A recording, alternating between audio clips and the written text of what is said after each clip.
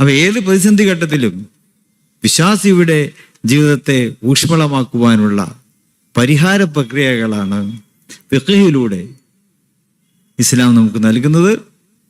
അത് പുതിയ കാലഘട്ടത്തിലെ രൂപത്തിലും ഭാവത്തിലും ഇപ്പൊ നേരത്തെ ഇവിടെ ഈ പുസ്തകത്തെ പരിചയപ്പെടുത്തിയപ്പോൾ അദ്ദേഹം ഇവിടെ പറഞ്ഞത് ശ്രദ്ധേയമായ ഒരു കാര്യങ്ങൾ അദ്ദേഹം ഇവിടെ പറയുകയുണ്ടായി. അതായത് ഇത് കാരണം ഈ ഫിഖ് സംബന്ധമായ വിഷയങ്ങളൊക്കെ വായിച്ചുകൊണ്ടിരിക്കുമ്പോൾ നമുക്ക് അതൊരു ആസ്വാദ്യകരമായിട്ട് തോന്നാറില്ല. കർക്കശമായിട്ടുള്ള കാര്യങ്ങളൊക്കെ പോകുമ്പോൾ നമുക്ക് മനസ്സ് മടുപ്പ് തോന്നും. അതേ സമയത്ത് ഈ പുസ്തകത്തിൽ ഒരു സാഹിത്യകൃതി വായിക്കുന്നത് പോലെ ആസ്വാദ്യകരമായിട്ട് നമുക്ക് അത് വായിച്ചെടുക്കുവാൻ കഴിയുന്നുണ്ട് എന്ന് പറഞ്ഞതിൽ വലിയ സന്തോഷമുണ്ട്. ബിസ്മില്ലാഹിർ റഹ്മാനിർ റഹീം. അൽഹംദുലില്ലാഹി റബ്ബിൽ ആലമീൻ. സ്വലാത്തു വസ്സലാമു അലാ അഷ്റഫിൽ മുർസലീൻ വഅലാ ആലിഹി സ്വഹ്ബിഹി അജ്മഈൻ. വേദിയിലുള്ള അഭിവന്യരായ സയ്യിദുമാർ, നേതാക്കൾ, ഗുരുവര്യർ, ഉസ്താദുമാർ, പണ്ഡിതരെ, ഫത്വ ലോകമെന്ന ഈ സെമിനാർ തന്നെയാണ് യഥാർത്ഥത്തിൽ ഇവിടെ പ്രകാശനം ചെയ്യാനിരിക്കുന്ന ഫത്വ നുസ്രത്തിൻ്റെ ഒരു ആധികാരികമായ പരിചയപ്പെടുത്തൽ എന്ന് ആമുഖമായി തന്നെ ഞാൻ സൂചിപ്പിക്കുകയാണ്. വിശദമായ ഒരു പരിചയപ്പെടുത്തലിന് വേണ്ടി എഴുന്നേറ്റ് നിൽക്കുകയല്ല. നമ്മളിവിടെ ഈ സെമിനാറിൻ്റെ വിഷയങ്ങളിലൂടെ, ഇവിടെ സംഘാടകർ ഒരുക്കിയ ഈ വിഷയങ്ങളിലൂടെ കടന്നു പോകുമ്പോൾ ഒരു ഫത്വയുടെ ധർമ്മത്തെ സംബന്ധിച്ചും ആധികാരികതയെ സംബന്ധിച്ചും അതിൻ്റെ മറ്റു വിവിധ വശങ്ങളെ സംബന്ധിച്ചുമെല്ലാം എന്തൊക്കെ കാര്യങ്ങളാണോ നമുക്ക് മനസ്സിലാക്കാനുള്ളത്, അതിൻ്റെ എല്ലാം നേർരൂപം, പ്രായോഗിക രൂപമാണ് യഥാർത്ഥത്തിൽ ഈ ഫത്വ നുസ്രത്തിലൂടെ നമുക്ക് കാണാൻ സാധിക്കുക എന്നത്. അതൊരു കേരള ചരിത്രത്തിൽ അല്ലെങ്കിൽ ഷാഫിഈ മദ്ഹബിൻ്റെ ആധുനിക കാലത്തെ ചരിത്രത്തിൽ എണ്ണം പറഞ്ഞ ഒരു ചരിത്രമായി രേഖപ്പെടുത്താവുന്ന വിധം തന്നെയാണ് ഫത്വ നുസ്രത്തിൻ്റെ ഇപ്പോൾ ഇറങ്ങുന്ന 2, 3, 4 ഭാഗങ്ങളാണ് ഇപ്പോൾ ഒന്നിച്ച് പുറത്തിറങ്ങുന്നത്. നമുക്കറിയാം, നേരത്തെ 1-ാം ഭാഗം അത് പൂർത്തിയായിട്ടുണ്ട്. അതിനു മുമ്പ് ഷെയ്ഖുന താജുൽ ഉലമയുടെ അവിടുന്ന് നുസ്രത്തുൽ അനാം മാസികയിലൂടെ 1971 മുതൽ നൽകിയിട്ടുള്ള ഫത്വകളുടെ സമാഹാരം, അത് നേരത്തെ സമ്പൂർണ്ണ ഫത്താവ എന്ന പേരിൽ ഇവിടെ സമർപ്പിക്കപ്പെട്ടിട്ടുണ്ട്. അതിനുശേഷം അഭിവന്യർ ഹുജ്ജത്തുൽ ഉലമയും ഷെയ്ഖുൽ ഉലമയും ഒന്നിച്ച് തയ്യാറാക്കിയ ഫത്വകളുടെ ശേഖരവും പുറത്തിറങ്ങി. അതിനുശേഷം ഏകദേശം 33 വർഷത്തോളം അഭിവന്യർ ഹുജ്ജത്തുൽ ഉലമയുടെ നേതൃത്വത്തിൽ നുസ്രത്തുൽ അനാം മാസികയിലൂടെ കേരളക്കര വായിച്ച വിവിധ കാലങ്ങളെ പ്രതിനിധീകരിക്കുന്ന, വിവിധ സമൂഹങ്ങളെ പ്രതിനിധീകരിക്കുന്ന, വിവിധ വ്യക്തികളെ, വിവിധ പ്രശ്നങ്ങൾ അനുഭവിക്കുന്ന വ്യക്തികളുടെ പ്രശ്നങ്ങളെ അഭിമുഖീകരിക്കുന്ന ഫത്വകളെയാണ് ഇപ്പോൾ ഒന്നിച്ച് സമർപ്പിക്കപ്പെടുന്നത്. ഏകദേശം 4000-ഓളം ഫത്വകൾ. അതിനിടയിൽ ഒരു കാര്യം നിങ്ങൾ ഓർമ്മപ്പെടുത്തുന്നത്, നുസ്രത്തുൽ അനാമിലൂടെ ഇതേ ഫത്വകൾ നൽകുമ്പോൾ തന്നെ ബുൽബുൽ മാസികയിലൂടെ പ്രശ്നോത്തര പംക്തികളിലൂടെ ഇതിനോടകം 1499, കൃത്യം പറഞ്ഞാൽ അഥവാ 1500-ഓളം ഫത്വകൾ ഇതിനോടകം നൽകിയതും ഇവിടെ സമാഹരിച്ച് പ്രസിദ്ധീകരിക്കപ്പെട്ടിട്ടുണ്ട് പ്രശ്നോത്തരം എന്ന പേരിൽ. അതിൻ്റെയും തുടർച്ചകൾ ഇനിയും ഇറങ്ങാനിരിക്കുകയാണ്. ഇതെല്ലാം ഒന്നിച്ച് ഭാഗ്യം ചെല്ലുന്നത് നമ്മളിപ്പോൾ വജ്ര ജൂബിലി ആഘോഷിക്കുന്ന ജാമിഅ വഹബിയയിലേക്കാണ് എത്തി നിൽക്കുന്നത് എന്നത് മറ്റൊരു തിളക്കം കൂടിയാണ്. കേരളത്തിൽ തന്നെ ഒരുപക്ഷെ ഒരു നമ്മുടെ മദ്ഹബിനെ ഇത്രത്തോളം പലവിധ കാലങ്ങളിലൂടെ അടയാളപ്പെടുത്തി ഒരു ചരിത്രമാക്കി നിലനിർത്തുവാൻ ജാമിഅ വഹബിയക്ക് അല്ലാഹു സുബ്ഹാനഹു തആല നൽകിയ വലിയൊരു നിയോഗം കൂടിയാണ് ഈ ഫത്വകളുടെ സമാഹാരമെന്ന് പ്രത്യേകം എടുത്തു പറയാൻ ഞാൻ ആഗ്രഹിക്കുകയാണ്.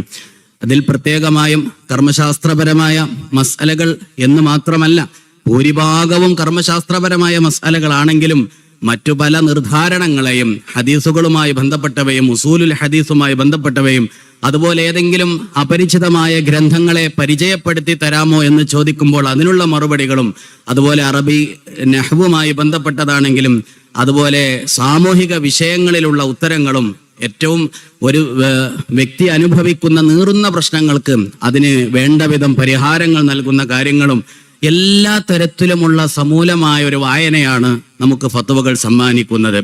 സാഹിത്യ വായന ആഗ്രഹിക്കുന്നവർക്ക് സാഹിത്യ വായനയുടെ അനുഭൂതികൾ പോലും ഒരു ഫത്വ സമാഹാര ഗ്രന്ഥം ഈ ഫത്വകൾ വായിക്കുമ്പോൾ നമുക്ക് ലഭ്യമാകുന്നുണ്ട് എന്നതൊരു യാഥാർത്ഥ്യമാണ്. ദൈക്ഷണികമായ വിശകലനങ്ങൾ, അതിൻ്റെ നേർരൂപം വായിക്കുമ്പോൾ നമുക്കുണ്ടാകുന്ന ഒരു ആത്മനിർവൃതിയുണ്ട്. ഒരു മാത്സ് ക്ലാസ്സിൽ ഒരു മാത്തമാറ്റിക്കൽ പ്രോബ്ലം ചെയ്തു തീരുമ്പോൾ ഉണ്ടാകുന്ന, നമുക്കത് ശരിയാകുമ്പോൾ ഉണ്ടാകുന്ന ഒരു സന്തോഷം എന്നതുപോലെ ഒരു മുഫ്തി ഒരു പ്രശ്നത്തെ ഇഴകീറി പഠിച്ച് അതിലൂടെ ഇങ്ങനെയാണ് അതിൻ്റെ പരിഹാരം എന്ന് പറഞ്ഞു കൊടുക്കുമ്പോൾ നമുക്കത് വായിക്കുമ്പോൾ ഉണ്ടാകുന്ന ആത്മനിർവൃതിയുണ്ട്. ദൈക്ഷണിക പരിഹാരം നൽകിയതിൻ്റെ സന്തോഷം, ആ സന്തോഷം അനുഭവിക്കണമെങ്കിൽ നമുക്ക് ഈ ഫത്വാ സമാഹാരങ്ങളിലൂടെ കടന്നു പോകാൻ സാധിക്കുമെന്നതാണ്. ബഹുമാനപ്പെട്ട ഇബ്നു ഹജറുൽ ഹൈതമി റഹിമഹുല്ലാ അവിടുത്തെ ഒരിടത്ത് പറയുന്നതായി ഒരു ഫത്വയെ വിമർശിച്ചുകൊണ്ട് അവിടുന്ന് പറഞ്ഞത് ഞാൻ ഈ സമയത്തൊന്ന് ഓർക്കുകയാണ്. ഏതോ ഒരു ഫത്വയെ സംബന്ധിച്ച് പറയുകയാണ്, ഈ ഫത്വ വായിക്കണമെങ്കിൽ, മനസ്സിലാക്കണമെങ്കിൽ മുഫ്തിയേക്കാൾ വലിയ വിവരം വായിക്കുന്നയാൾക്ക് ഉണ്ടാകണമായിരിക്കുമെന്ന്. അങ്ങനെ ഒരു വിമർശനം അവിടുന്ന് നടത്തിയത് ശ്രദ്ധയിൽപ്പെടുകയാണ്. ചില ഫത്വകൾ അങ്ങനെയാണല്ലോ, വായിക്കുന്നയാൾക്ക് എന്താണ് ഈ പറഞ്ഞത് എന്ന് മനസ്സിലാവുകയുമില്ല, ഉത്തരം അവിടെ നൽകപ്പെടുകയും ചെയ്തിട്ടുണ്ടാവും. ഒരുതരം ഒട്ടകപക്ഷി നയമുള്ള ഫത്വകൾ. പക്ഷെ അങ്ങനെയൊന്നുമല്ലാതെ വളരെ ലളിതമായി എന്താണ് ഇവിടെ വേണ്ടത് എന്ന് ഇവിടെ ഉദ്ഘാടന ഭാഷണത്തിൽ തന്നെ സൂചിപ്പിച്ചല്ലോ. നമ്മൾ ആഗ്രഹിക്കുന്നത് അള്ളാഹുവിന്റെ വിധി, അള്ളാഹു എന്നോട് ഈ വിഷയത്തിൽ എന്താണ് സംസാരിക്കുന്നത് എന്നാണ് നമുക്കറിയേണ്ടത്. അത് മനസ്സിലാകുന്നു എന്നതാണ്. സമൂഹത്തിലെ എല്ലാ വ്യക്തികളെയും സ്പർശിക്കുന്നതാണ് ഫത്വകൾ എന്ന് നമ്മുടെ ഫത്താവ നുസ്രത്തിന്റെ പ്രസാധക കുറിപ്പിൽ തന്നെ പറയുന്നുണ്ട്. അത് അച്ചടി നമുക്ക് കാണാൻ സാധിക്കും. എല്ലാ വ്യക്തികളെയും സമീപിക്കുന്ന തരത്തിൽ വളരെ സാധാരണക്കാരായ ആളുകളെ സംബന്ധിച്ചിടത്തോളം എന്താണ് മതവിധി എന്നറിയുവാൻ, വായിച്ചു നോക്കുവാൻ, നമ്മൾ അറിയാത്തത് പഠിക്കുവാൻ, നമ്മൾ കണ്ടിട്ടില്ലാത്തത്, ചിന്തിച്ചിട്ടില്ലാത്തത് അതിലേക്ക് കടന്നു പോകുവാൻ, നമ്മുടെ ആരാധനകളെ ശരിപ്പെടുത്തുവാൻ, ഏത് വിഷയത്തിലാണെങ്കിലും നമ്മുടെ ജീവിതത്തിലെ, വൈവാഹിക ജീവിതത്തിലെ നിയമങ്ങളാണെങ്കിലും ഇടപാടുകളിലാണെങ്കിലും അതിലൊക്കെയുള്ള നമ്മുടെ പിഴവുകൾ തിരുത്തിക്കൊണ്ട് മുന്നോട്ട് പോകുവാൻ ഒരു ഗൈഡായി, നമുക്കൊരു മാർഗനിർദ്ദേശകമായി ഈ ഫത്വ സമാഹാരത്തെ നമുക്ക് കാണാൻ സാധിക്കും. പണ്ഡിതരെ സംബന്ധിച്ചിടത്തോളം, മുതഅല്ലിമുകളെ സംബന്ധിച്ചിടത്തോളം, പഠിക്കുന്നവരെ സംബന്ധിച്ചിടത്തോളം നമ്മുടെ കിതാബുകളിൽ പറയുന്നത് ഇതാണല്ലോ എന്ന് മനസ്സിലാക്കാൻ സാധിക്കും. അത് വലിയൊരു കാര്യമാണല്ലോ. ഇബാറത്തുകളിൽ നിന്ന് എങ്ങനെയാണ് ഇത് ഉരുത്തിരിഞ്ഞ് വരുന്നത്, ഇവിടെ ഇങ്ങനെയാണ് നിയമം എന്ന് പറയുന്നത്, അത് മനസ്സിലാക്കാൻ സാധിക്കും. ഞാൻ ഉദാഹരണങ്ങളിലേക്കൊന്നും പോകുന്നില്ല. ഒരു സംഭവം പറയുകയാണ്. വെറുതെ ഒന്ന് ഫത്വകൾ മറിച്ചു നോക്കുന്ന സമയത്ത് ചെരുപ്പ് ധരിക്കുന്നതിൻ്റെയും അഴിക്കുന്നതിൻ്റെയും മര്യാദയെ സംബന്ധിച്ച് പറയുകയാണ്. ചെരുപ്പ് ധരിക്കുന്നതിൻ്റെയും അഴിക്കുന്നതിൻ്റെയും മര്യാദ. അപ്പൊ ആ സമയത്ത് ഒരാളുടെ ചോദ്യം വരുന്നത്, പള്ളിയിലേക്ക് കയറുന്ന സമയത്ത് വലത് കാല് വെച്ചുകൊണ്ട് കയറണമല്ലോ, പക്ഷെ ഇടത് കാലിൽ നിന്നാണ് ആദ്യം ചെരുപ്പ് ഊരുകയും ചെയ്യേണ്ടത്, ഇത് തമ്മിൽ ഒരു പ്രശ്നമുണ്ടല്ലോ എന്ന്. അപ്പോൾ കിതാബിലുള്ള നിയമത്തെ, അതിൻ്റെ പ്രായോഗിക രൂപം, ഒരു ലളിതമായൊരു ഉദാഹരണം പറയുകയാണ്, ആ പ്രായോഗിക രൂപത്തെയാണ് മുഫ്തി അവിടെ വിശദീകരിക്കുന്നത്. ഈ ഉദാഹരണം തന്നെ മനസ്സിൽ വരാൻ കാരണം, ഈ ഫത്വകളിൽ അത് കാണുന്നതിന് മുമ്പേ ഫത്വ നൽകിയ ബഹുവന്യർ പള്ളിയിലേക്ക് കയറുന്നതും ഇറങ്ങുന്നതും എത്രയോ കാലമായി നമ്മൾ കണ്ടുകൊണ്ടിരിക്കുന്നതാണ്. പള്ളിയുടെ മുമ്പിലെത്തുന്ന സമയത്ത് രണ്ടു കാലും നിർത്തി ആ ചെരുപ്പ് ഊരി ചെരുപ്പിന് മുകളിലേക്ക് കാല് വെച്ചതിന് ശേഷം പിന്നെ വലത് കാല് ഉയർത്തി പള്ളിയിലേക്ക് കയറുന്ന ആ കാഴ്ച ഒരുപാട് ആളുകൾ, ശിഷ്യരൊക്കെ ഒരുപാട് കണ്ടിട്ടുണ്ടാവും. അതിന്റെ ഒരു നേർരൂപമാണ് ആ ഫത്വയിൽ കണ്ടത് എന്ന്. ഇങ്ങനെ കിതാബിൽ പറഞ്ഞത് എന്താണ്, അതിന്റെ പ്രായോഗിക രൂപം എന്താണ് എന്ന് ഇതിനേക്കാൾ ഗഹനമായ വിഷയങ്ങളിലും ലളിതമായ വിഷയങ്ങളിലും ഒക്കെ നമുക്ക് കാണാൻ സാധിക്കും. കാലവും സമൂഹവും ഇങ്ങനെ മാറി മാറി വരും. പല കാലങ്ങളിലൂടെയാണല്ലോ നമ്മൾ കടന്നു പോകുന്നത്. വളരെ ടെക്നോളജിയുടെ കാലത്ത് അതിശക്തമായ കുതിച്ചുചാട്ടമുണ്ടായ കാലത്തിന്റെ ആരംഭം മുതൽ ഇന്ന് സ്മാർട്ട് ടെക്നോളജിയുടെ കാലത്തിലേക്ക് എത്തി നിൽക്കുന്ന ഈ സമയം വരേക്കും ഫത്വകളുടെ ഒരു തുടർച്ച ഫത്താവ നുസ്രത്ത് ഇവിടെ സമർപ്പിച്ചിട്ടുണ്ട്.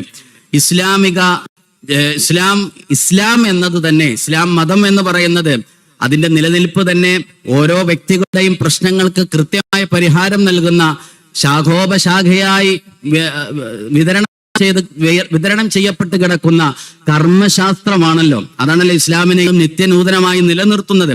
അതുകൊണ്ട് തന്നെ വിവിധ സമൂഹത്തിലൂടെ അല്ലെങ്കിൽ വിവിധ തരത്തിലുള്ള കാലത്തിലൂടെ വ്യക്തികൾ കടന്നു പോകുമ്പോൾ അവിടേക്കൊക്കെ ഒരേ നിർദ്ധാരണ രീതിശാസ്ത്രം ഉപയോഗിച്ചുകൊണ്ട് വെളിച്ചം കാട്ടുവാൻ ഫത്വകൾക്ക് സാധിച്ചു എന്നതിന്റെ ആധികാരിക രേഖകൾ കൂടിയാണ് ഫത്താവ നുസ്രത്തുൽ അനാം. 1971 മുതൽ 2023 സ്മാർട്ട് ടെക്നോളജിയുടെ കാലം എത്തി നിൽക്കുന്നത് വരേക്കുള്ള മനുഷ്യരുടെ പ്രശ്നങ്ങൾ വിവിധ തരങ്ങളാണ്, മനുഷ്യരുടെ ചിന്തകൾ വിവിധ തരങ്ങളാണ്. അതിനെയൊക്കെ, ആ തൃഷ്ണയൊക്കെ അടക്കി നിർത്തുവാനും വേണ്ട ഉത്തരങ്ങൾ നൽകുവാനും സാധിച്ചിട്ടുണ്ട് എന്നതാണ് അതിന്റെ ഒരു ആധികാരിക രേഖ കൂടിയാണ്, തുടർച്ചയുള്ള രേഖ.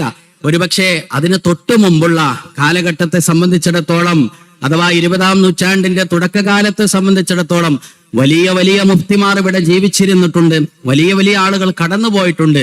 അവരൊക്കെ സംസാരിച്ച ആ രേഖകൾ നമുക്ക് രേഖയായി ലഭ്യമല്ല. ആ സമൂഹത്തെ അതത് സമയത്ത് അതത് പ്രദേശങ്ങളിൽ അവർ വഴി നടത്തിയിട്ടുണ്ട്. എന്നാൽ ഇതിനെല്ലാം ആധികാരികമായി രേഖയാക്കി വെക്കുവാൻ, ഒരു ചരിത്രമാക്കുവാൻ സാധിച്ചു എന്നതാണ് ഫതവ നുസ്രത്തുൽ അനാമിന്റെ പ്രത്യേകത. ഞാൻ കൂടുതൽ പറയുകയല്ല. ഈ ഗ്രന്ഥത്തിലൂടെ കടന്നു പോകുന്ന സമയത്ത് നമുക്കുണ്ടാകുന്നത് ഇത്തരത്തിലുള്ളൊരു അനുഭൂതിയാണ്. നമ്മൾ നിലകൊള്ളുന്ന, നമ്മൾ വിശ്വസിച്ച് ആചരിച്ച് അംഗീകരിച്ചു പോരുന്ന നമ്മുടെ മതം ജീവസുറ്റതാണ് എന്നും എല്ലാ പ്രശ്നങ്ങളെയും അഭിമുഖീകരിക്കുവാനും പ്രശ്നങ്ങൾ പരിഹരിക്കുവാനും സാധിക്കുന്നതുമാണ് എന്ന് ഓരോരുത്തർക്കും ബോധ്യപ്പെടുന്ന വിധമാണ് എന്ന് നമുക്ക് കൂടുതൽ കൂടുതൽ മനസ്സിലാക്കാൻ സാധിക്കും. അല്ലാഹു സുബ്ഹാനഹു തആല ആ രൂപത്തിൽ മനസ്സിലാക്കുവാനും ഉൾക്കൊള്ളുവാനും നമുക്കെല്ലാം ഭാഗ്യം നൽകുമാറാവട്ടെ എന്ന് പ്രാർത്ഥിച്ചുകൊണ്ട് ഈ പരിചയപ്പെടുത്തൽ അവസാനിപ്പിക്കട്ടെ. വാഹിർ ദവാന അൽഹംദുലില്ലാഹി റബ്ബിൽ ആലമീൻ.